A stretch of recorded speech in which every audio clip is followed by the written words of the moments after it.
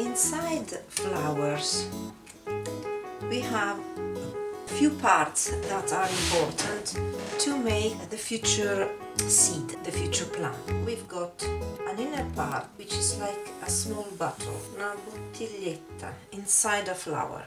Inside this bottle we've got a pouch.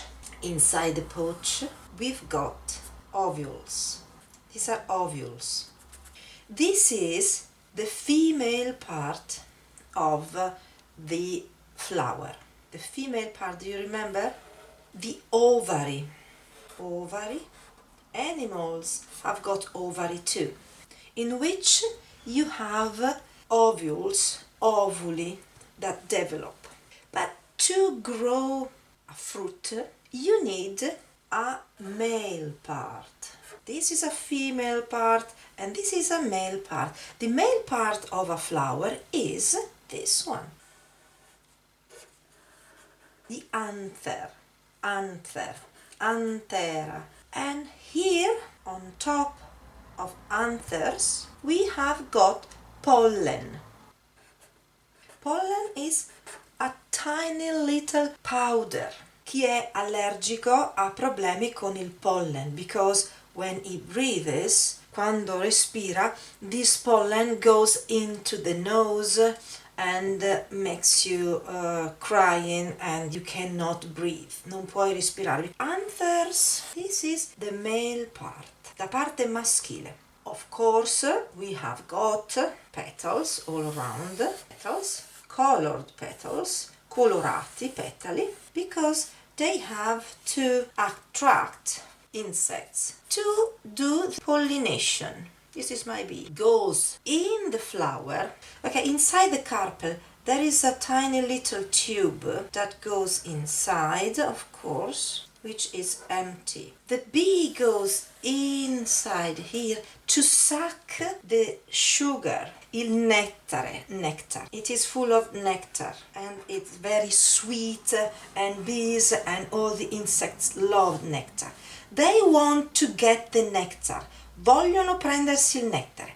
Coming in, they get dirty. Si sporcano with pollen. And pollen goes all around the insect and it goes inside the ovary. Quando il polline attraverso gli insetti che si sporcano perché vanno a cercare il nettare, quindi diventano un corriere, ecco, come i nostri corrieri ci portano la merce a casa, ecco.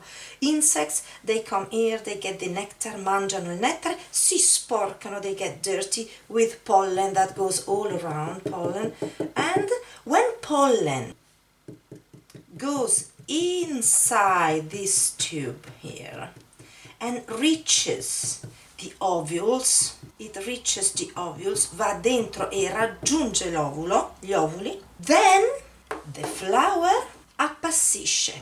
The flower dies, il fiore appassisce, wilts, appassisce, and the fruit starts to develop. We have another part at the bottom of a flower, which is sepals, I sepali. They are green, the sepals.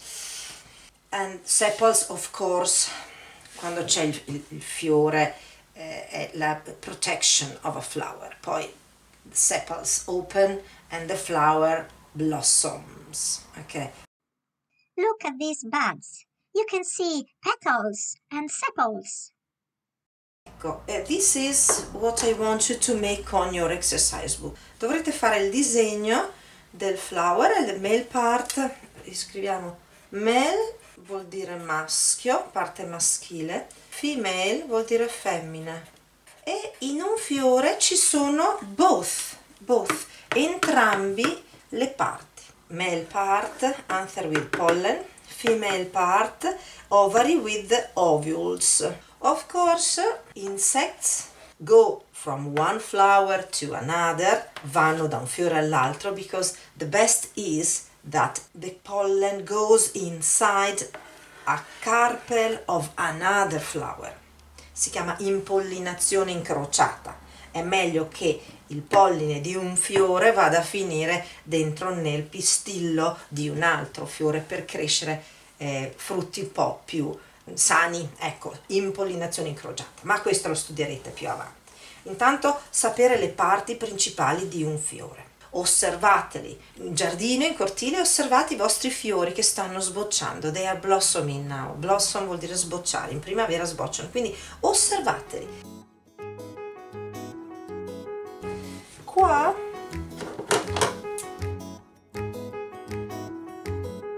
this flower doesn't need petals anymore. Non ha più bisogno, è stato impollinato and the fruit is developing. Naturalmente noi non è che mangiamo tutti i frutti, ecco, però tutte le piante, the flowering plants, le piante che producono fiori, all'interno dell'ovary,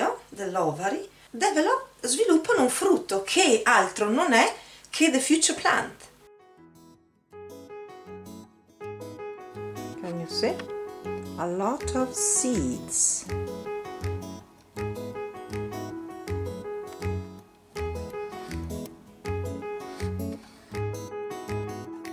Teacher, I go straight on into my garden to see some buds blossoming. Thank you. See you next time.